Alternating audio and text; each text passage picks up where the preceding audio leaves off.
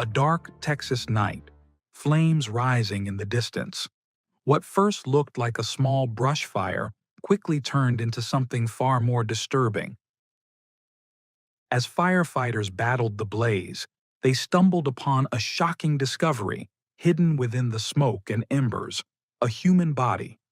Nearby, a frantic white dog circled the scene, refusing to leave, as if trying to guard a terrible secret.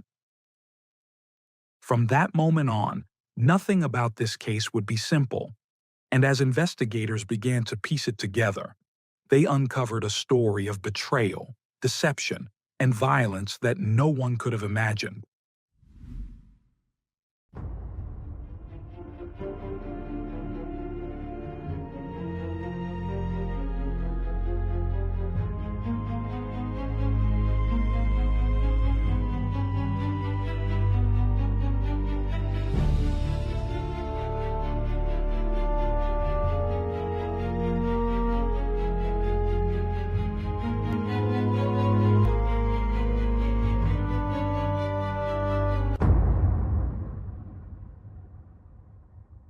If you're a fan of true crime and criminal investigations, you won't want to miss our new book, The Ultimate Book of Serial Killers: 180 Files of the World's Most Notorious Murderers, now available on Amazon.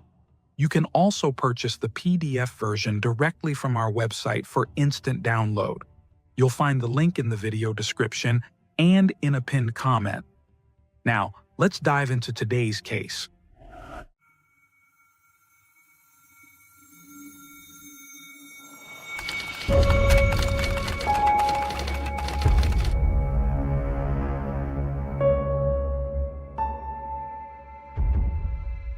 Mandy Rose Reynolds was born in 1996 in the U.S. state of Idaho. Her biological father's identity was never revealed, but her mother, Carla, was already raising an older son when Mandy came into the world.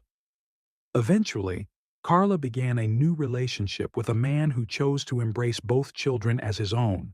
Together, they formed a household where love and stability were central. It was in that warm environment that Mandy grew up, feeling cared for and supported. From a young age, Mandy stood out for her generous spirit and lively personality. Friends and relatives described her as creative, kind-hearted, and always willing to help anyone who needed support. She carried herself with a spark of joy that made her presence comforting to others. By early 2023, another special bond had taken root in her life. She had adopted a dog, a white pup named Titan. For Mandy, Titan was not just a pet. He was a loyal friend who filled her days with joy, companionship, and a sense of security. He walked with her through quiet evenings, accompanied her on new adventures, and gave her comfort during challenging moments. That same year, Mandy made a big move. She left Idaho behind and relocated to Texas, eager to begin a new chapter. The change of scenery was filled with possibility, and she envisioned a future full of growth. Among her biggest dreams was starting college, something she looked forward to with determination and excitement. In every step of this transition, Titan remained by her side, inseparable from her daily life. Around February and March of 2023, Mandy reconnected with someone from her past. Out of the blue, she received a call from her cousin, Derek. He was only a couple of years older than she was and had been absent from her life for some time. Their conversation, at first casual, quickly led to a request. Derek asked if he could stay at her apartment for a while. True to her generous nature, Mandy agreed. She opened her doors without hesitation, not knowing that this simple act of kindness would bring consequences far darker than she could ever imagine. The events that followed reached a tragic turning point on the night of Wednesday, April 5, 2023. Emergency services received a call about a fire. At first, it was reported as a minor blaze, possibly just some burning shrubs near a construction site. Firefighters and police were dispatched to investigate. As they worked to put out the flames, they stumbled upon something no one expected. Within the fire lay a body, badly burned and almost unrecognizable. What had started as a routine call now became a crime scene. The responders quickly called for reinforcements, fire investigators, paramedics, and additional police units. Their reports noted that the remains likely belonged to a woman, based on the strap of a bra still visible among the ashes. The night was stormy. Heavy rain and hail pounded the area, making the job even harder for first responders. Adding to the chaos, a frantic white dog circled the site, barking and howling relentlessly. The animal refused to leave, ignoring every attempt by officers to calm him down. Some wondered whether he was trying to scare them away or desperately leading them toward the heart of the tragedy. As the hours passed and the fire was finally extinguished, the body was carefully recovered and taken for examination. The identity remained unknown that night, but the loyal dog stayed near the scene. By the next day, a passerby spotted him again, still lingering in the same place, and contacted animal control. When the dog was scanned for a microchip, the answer emerged. His name was Titan, and he belonged to Mandy Reynolds. Authorities now had a critical lead. With suspicion that the body found in the fire might be Mandy herself, investigators immediately reached out to the phone number associated with Titan's registration. At first, their call went unanswered, but soon after, a woman returned the call, identifying herself as Mandy.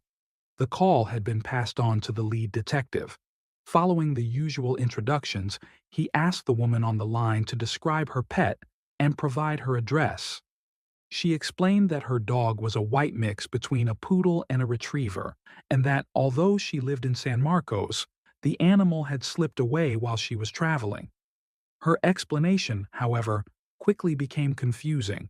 She spoke in fragments, referring vaguely to being on the road, visiting friends, and heading toward Wichita. None of it fit together cleanly. This raised the first red flags for the detective, who decided to keep her talking. He asked whether she was staying in Robinson. She denied it, insisting she was heading to Wichita. When pressed, she admitted she had made a stop at a rest area.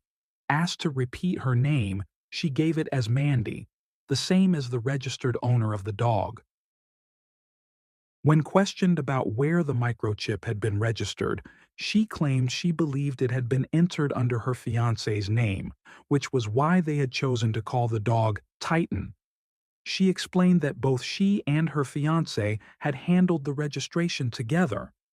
By this point, inconsistencies in her story had the detective on alert.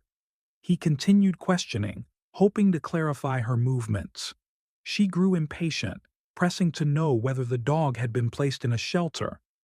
The officer confirmed it was under custody, but stretched the exchange further to test her account. When asked again about her direction of travel, she claimed she was going toward Wichita to drop off the dog.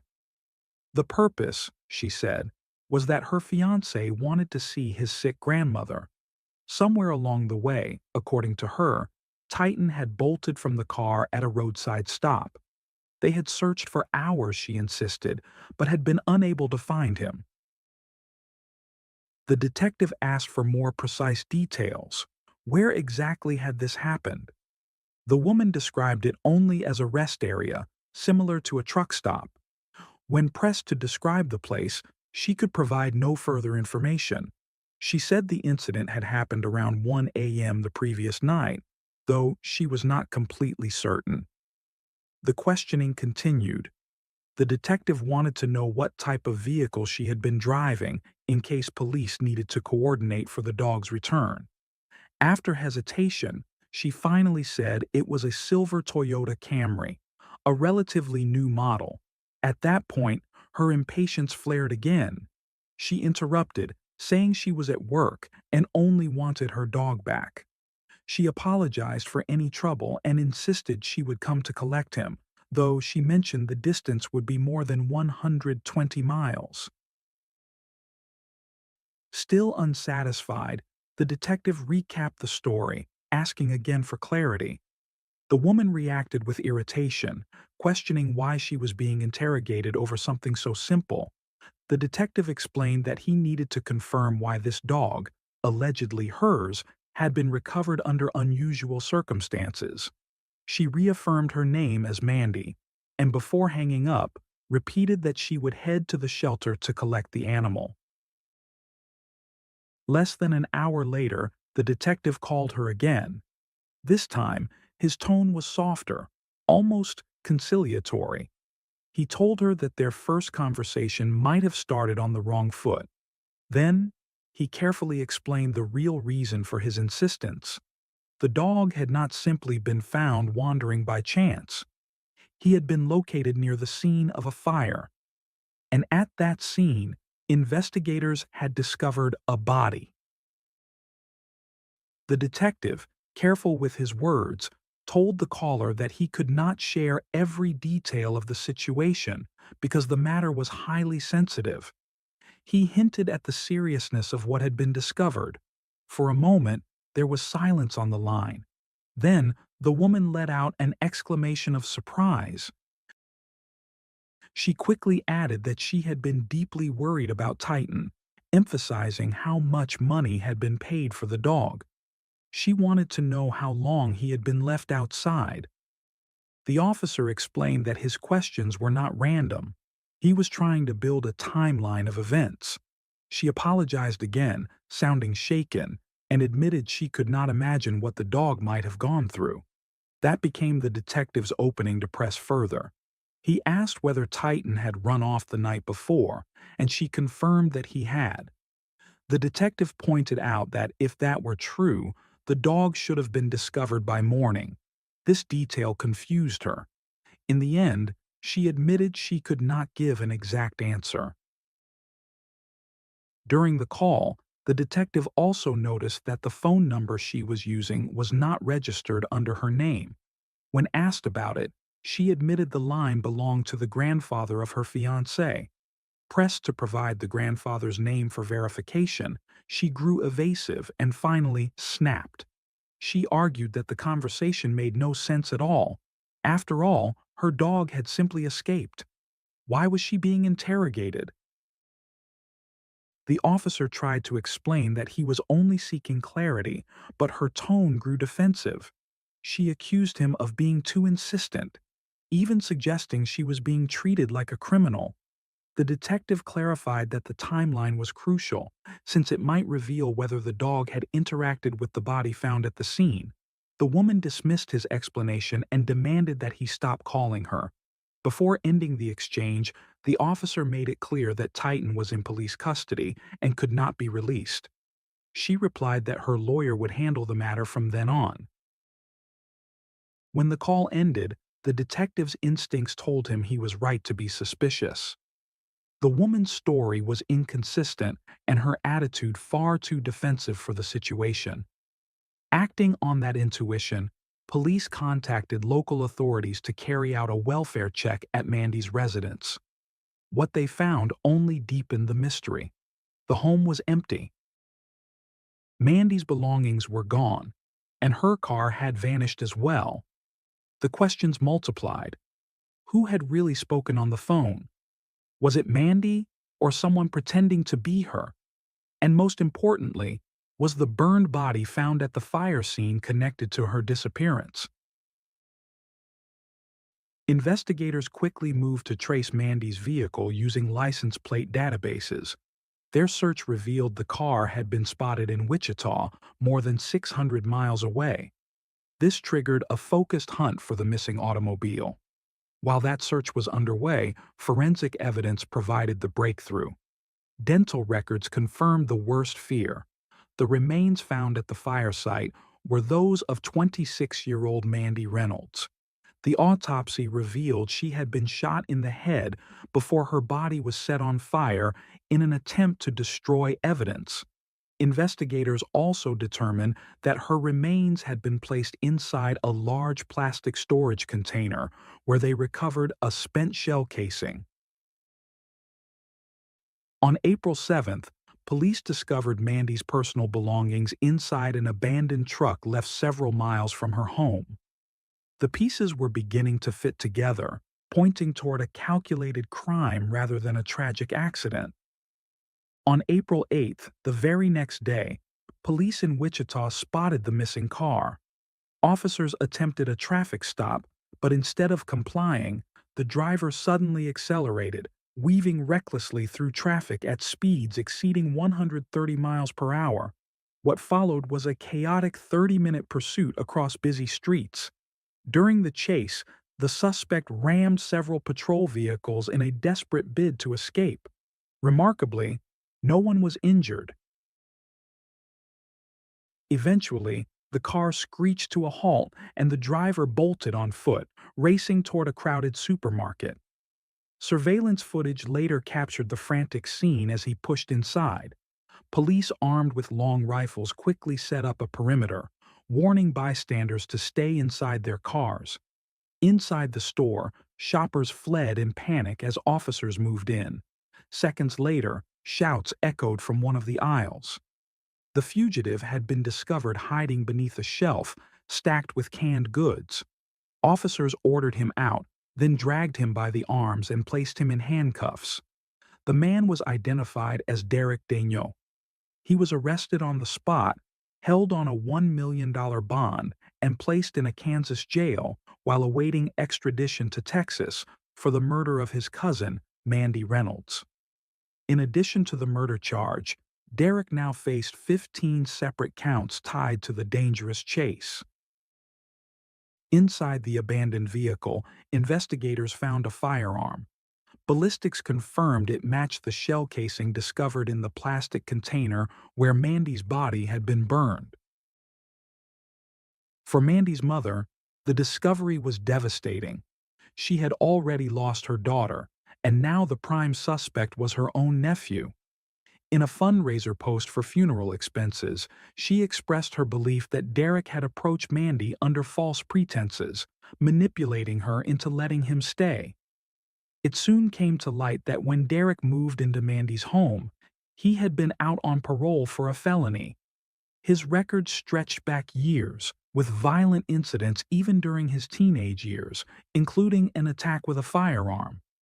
Evidence against him mounted when police uncovered surveillance footage from a store on the very day Mandy's body was found. Derek was seen purchasing a large plastic container identical to the one used in the crime, along with a shovel and a gas can. The footage even showed Titan in the car, his head poking out of the window. Investigators also suspected that Derek himself was the person who had called the police station pretending to be Mandy, though this was never officially confirmed. What was undeniable, however, was the forensic evidence. The bullet recovered from Mandy's body and the casing near the container both matched the gun in Derek's possession, a weapon registered to his grandmother. In January 2024, Derek pleaded guilty to a series of charges tied to the pursuit in Wichita: fleeing or attempting to elude an officer, aggravated assault, illegal possession of a firearm by a convicted felon, and theft. 2 months later, a Kansas judge sentenced him to just over 9 years in prison for those crimes. Afterward, he was transferred to face trial in Texas for Mandy's murder.